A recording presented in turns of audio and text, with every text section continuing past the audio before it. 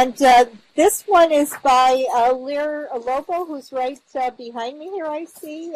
Well, you can just wait until we see everyone come up here, but it's Dr. Cynthia Colon, and the presentation, as I said, is Exploring Perceptions and Boundaries.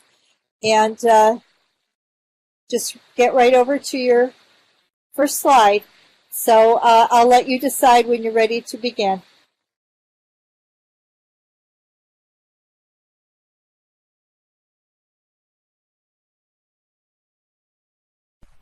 Thank you. Can everyone hear me?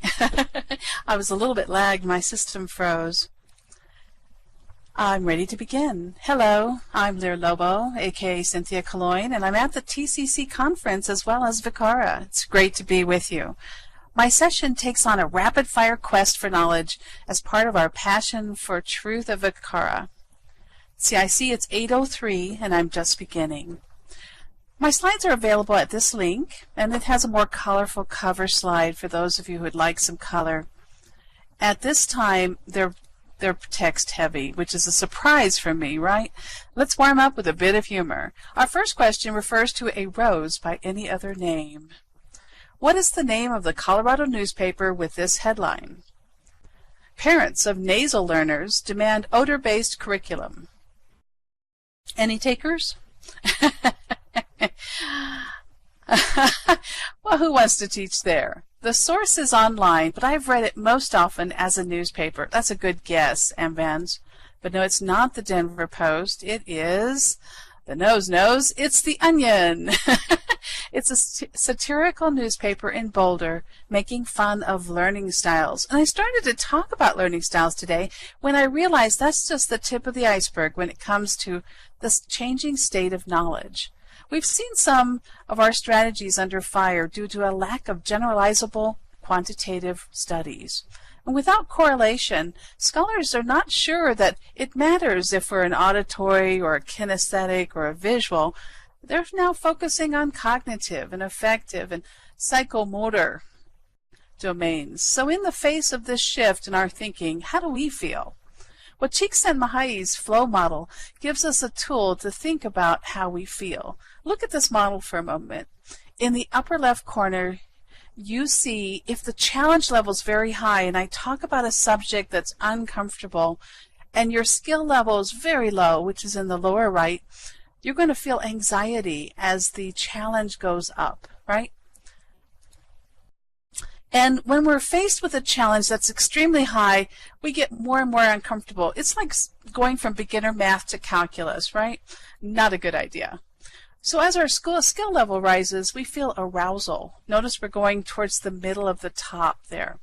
We're getting some skill. We're starting to get aroused. We're very curious. We're engaged. And we're moving towards flow because we're beginning to shine, right? We're rocking it, if you will. So now the question is, our goal is to be in the zone, in a state of flow, when we're online looking at information and facts and trying to discern the truth. So let's look at the quest for facts.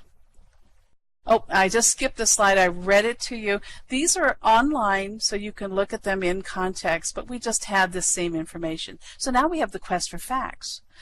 What describes the combination of a subject, a predicate, and an object? Is it a sentence? Is it linked data? Is it a triple? You're going, what's a triple? Isn't that three things? Is it the atomic level in RDF, which is the Resource Description Framework? Or is it the semantic web? Or what about all of the above? What do you think? Pick one. Anyone will do. And all of a sudden you put down the number 7, right? Or 42. Well, on the quest for data, because it really doesn't matter if we get it right or wrong. In fact, do you know you'll learn better if you say the wrong number or if you say the wrong thing, because our wrongness teaches us something about life, right? But yeah, a subject, a predicate, and an object describe all of the choices. All of them are legitimate. And here's an example of linked data. Shakespeare wrote Romeo and Juliet. That's 3 pieces of information, right? So they're linked. And we're thinking about that. Let's take a look at a visual. Okay, this is from the W3C on the semantic web, and it's from the RDF framework. And if you look here, do you guys see on the left that Alice is a friend of Bob's? And Bob is interested in the Mona Lisa, right? And you're probably wondering, does Alice care about the Mona Lisa? Well, we don't know from this chart, right? She could. But what we're seeing is these intersections of a subject, a verb or a predicate, and then of course an object. Okay? Are all of them facts? Well, in this case they are. And we make this assumption when we read content online that because of these relationships that they all are facts and that they're all current and relevant and working for us. So let's take a look at another. Pluto is a planet. I love that one. I know, in your world, Pluto may be a dwarf planet, but hey, in mine, it's still a planet. And it's because of how I grew up. There were 9 planets when I grew up, and I had a little sentence that reminded me of their names in order, right?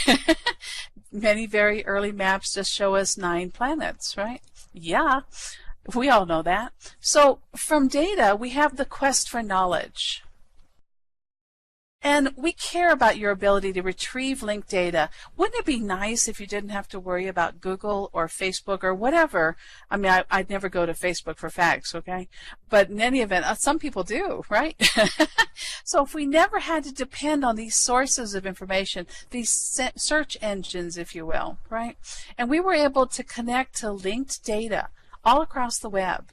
And librarians and everyone had the power to determine how people would find these intersecting 3 pieces of information that become information. They're just linked data elements at this point, right?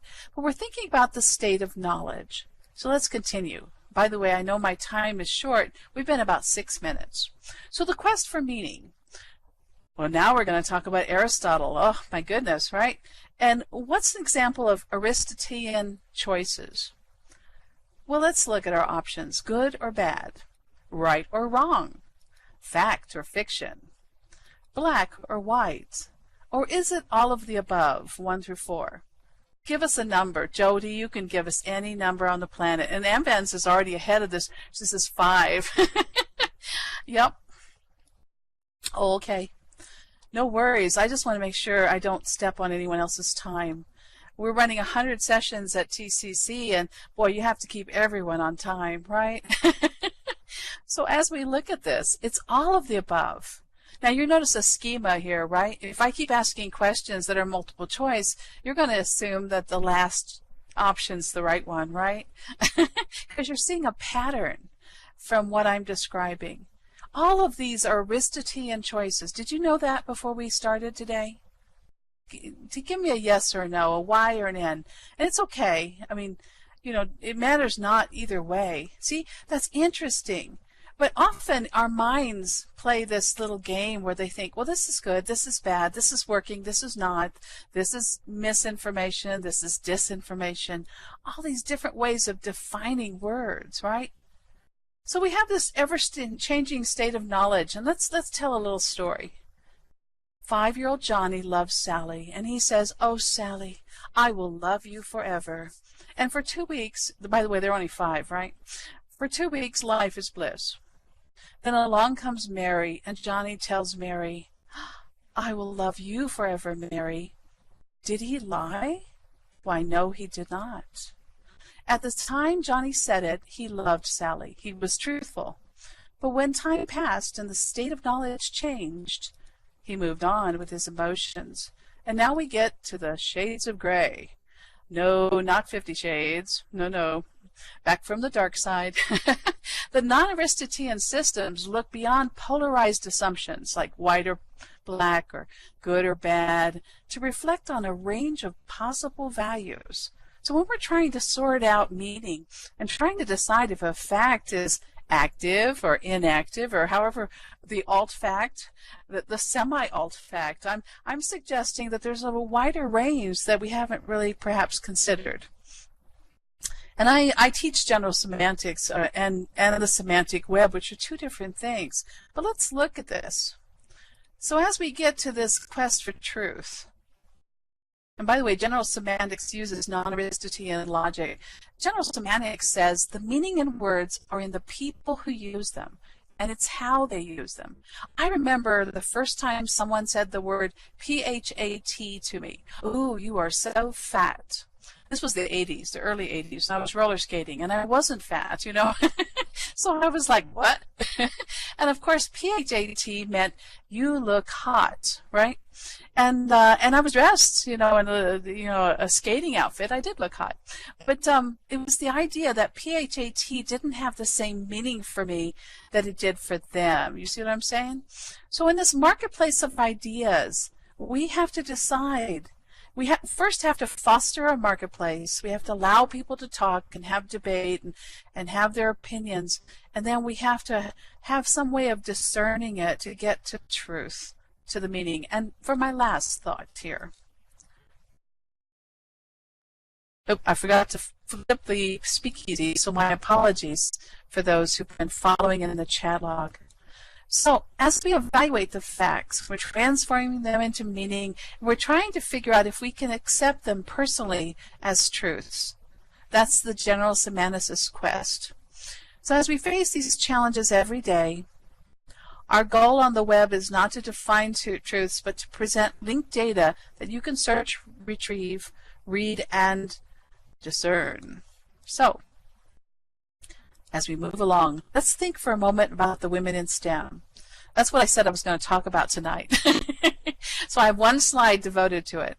Over 50% of the students studying science in college fell in love with the subject while they were in grades K through 6, while they were in elementary education before they got to middle school.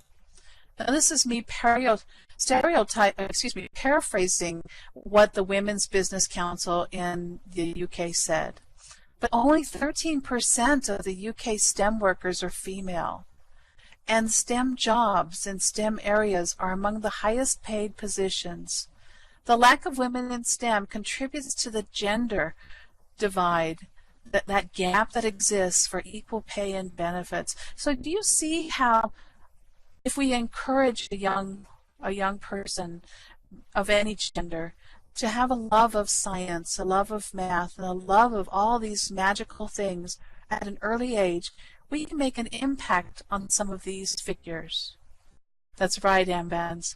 So I want to say from TCC, from Hawaii, mahalo, which means thanks, and enjoy the VCARA conference.